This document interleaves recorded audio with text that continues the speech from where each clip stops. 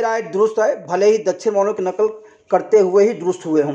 हम यह बात इसलिए कह रहे हैं क्योंकि फिल्म भूल भुलैया 3 के अभिनेता कार्तिक आर्यन को अब बिहार की राजधानी पटना की याद आ गई है।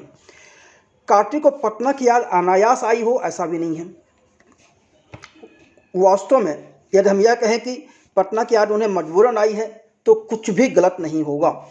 कार्तिक आर्यन ही नहीं, बॉलीवुड के सभी कलाकार इन दिनों दक्षिण के कलाकारों व फिल्म निर्देशकों के पिछलग्गू बने हुए हैं। 6 दिसंबर को रिलीज होने जा रही अभिनेता अल्लू अर्जुन और निर्देशक सुकुमार की pan India film Pushpa 2 the rule के प्रमोशन की शुरुआत हिंदी भाषी प्रदेश पटना से करने का जो घोषणा की गई है, उससे सबकी आंखें अचानक खुल गई हैं। इससे पहले 9 नवंबर को रामचरण ने अपनी pan India film game changer का टीजर लखनऊ शहर में रिलीज़ किया।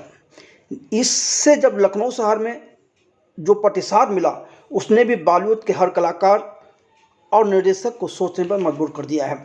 हम लंबे समय से कहते आए हैं कि हर फिल्म की सफलता की कुंजी महानगरों में या अंग्रेजीदा दर्शकों की बजाय देश के छोटे शहरों में रह रहे मध्यम वर्गीय हिंदी भाषी दर्शकों के हाथ में है। पर अहम में चोर बॉलीवुड के कलाकार और फिल्मकार तो सिनेमा के दर्शक को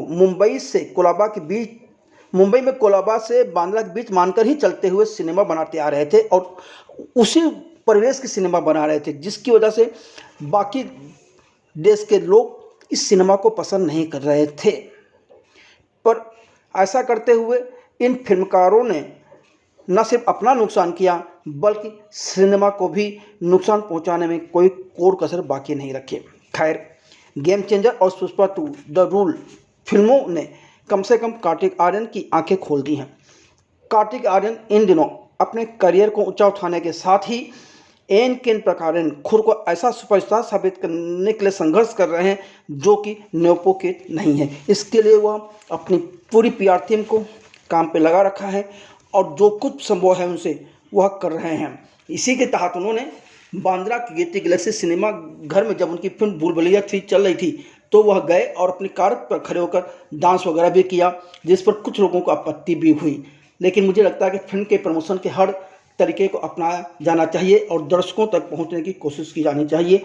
पर सबसे पहली ज़रूरत है कि फिल्म के कंटेंट पर सबसे पहले कलाकार, निर्माता, निर्देशक और लेखक सबको ध्यान देना चाहिए। खैर, दिवाली के अवसर पर रिलीज फिल्म भूल भुलैया 3 का प्रमोशन आज से लगभग 33 दिन पहले शुरू किया गया था। जी हाँ, फिल्म भूल भुलैया 3 का ट्रेलर 9 अक्टूबर को जयपुर के राजमंड्री सिनेमा घर में रिलीज़ किया गया था और वहीं से इस फिल्म के प्रमोशन की शुरुआत हुई थी। कार्तिक आर्यन, विद्या बालन, माधुरी दीक्षित, तृप्ति डिमरी आदि कलाकारों ने अपनी फिल्म भूल भुलैया 3 के प्रमोशन के लिए अब तक 11 शहरों में जाकर अपनी अपनी कला का अपने अन्य तरीकों से फिल्म के प्रति लोगों को उत्सुकता जानने की कोशिश की। इसमें कितना काम हुए या तो वही जाने। बहरहाल यह टीम अहमदाबाद, सूरत, दिल्ली, नोएडा, इंदौर, हैदराबाद, पुणे, कोलकाता, लखनऊ, वाराणसी भी गए।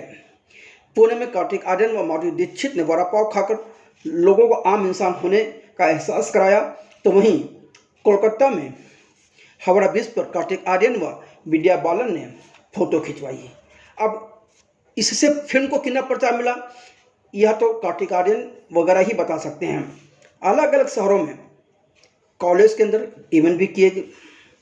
यहाँ तक कि मिडल ईस्ट के दर्शकों को आकर्षित करने के कार्तिक आर्यन ने दुबई में भी जाकर कार्यक्रम किया। पर कार्तिक आर्यन और भूल भुलैया 3 की टीम ने उत्तर प्रदेश के बाद सबसे बड़े हिंदी भाषी प्रदेश बिहार को नज़रअंदाज कर दिया। लेकिन पुष्पा 2 द रूल ने जब ऐलान किया कि वह फिल्म का ट्रेलर बिहार राज्य की राजधानी पटना में करेंगे तो कार्तिक आर्यन को अपनी भूल का एहसास हो गया। सूत्र दावा कर रहे हैं कि अब कार्तिक आर्यन फिल्म प्रमोशन के 34वें दिन पटना शहर जाकर अपने फैंस के साथ फिल्म भूल भुलैया 3 की सफलता का जश्न मनाने के साथ ही अपने फैंस के साथ मीट एंड ग्रीट भी करेंगे। चलिए, देर सही समझ में तो आया कि हिंदी भाषी प्रदेशों को नज़रअंदाज नहीं किया जाना चाहिए। 1 नवंबर को सिंघम अगेन के साथ ही रिलीज हुई फिल्म भूल भुलैया 3 बॉक्स ऑफिस पर 10 दिनों में लगभग 200 करोड़ रुपए एकत्र कर लिए हैं। ऐसा दावा फिल्म भूल भुलैया 3 के निर्माताओं की तरफ से किया जा रहा है। कार्तिक आर्यन की PR मशीनरी भी कार्तिक को महान साबित करने में लगी हुई है। पर हम यह सच मानते हैं कि सच यही है कि सिंघम अगेन के मुकाबले भूल भुलैया 3 ने बाजी मार ली है और इस फिल्म का बजट भी कम है, फिर भी उसे देखते हुए यह कहा जा सकता है कि यह फिल्म सुपरहिट हो चुकी है। पर अभी भी वह बात नहीं बनी है जो कि बननी चाहिए थी, या कार्तिक आर्यन को लेकर जो उत्सुकता लोगों में पैदा होना चाहिए था वह नहीं हुआ, क्योंकि फिल्म सिंघम अगेन हो या भूल भुलैया 3 हो, इन सब के बॉक्स ऑफिस कलेक्शन को लेकर सवाल उठाए जा रहे हैं। लोगों का कहना है कि यह जो बॉक्स ऑफिस आंकड़े हैं यह फर्जी हैं।